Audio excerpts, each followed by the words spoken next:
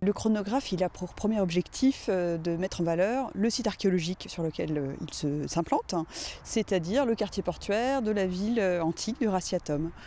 Alors on y trouvera une présentation de l'ensemble des découvertes qu'ont pu faire les archéologues depuis plusieurs décennies maintenant, et puis particulièrement des découvertes qui se sont accentuées avec les 10 dernières années de fouilles programmées qui ont eu lieu sur le quartier portuaire. Donc ça, c'est un ensemble de connaissances qui seront restituées au public sous la forme d'un parcours d'exposition permanent.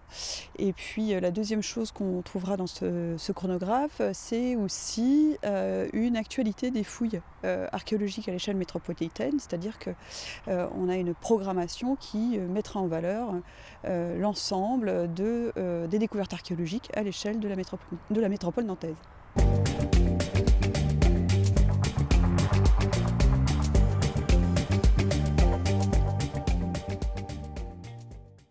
Alors, il faudra qu'ils viennent pour découvrir.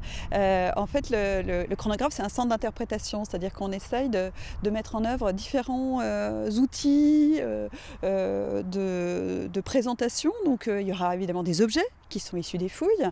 On a travaillé sur une restitution grâce aux outils multimédia, en fait, une restitution en 3 dimensions de ce que pouvait être le quartier portuaire antique.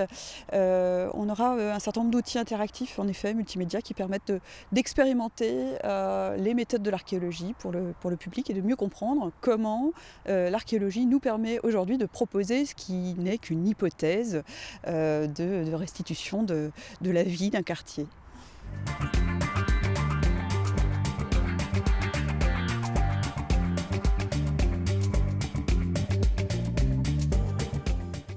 L'ouverture prévisionnelle, elle était fixée à l'automne 2016 et on a reculé légèrement cette ouverture, donc, qui sera en tout début d'année 2017.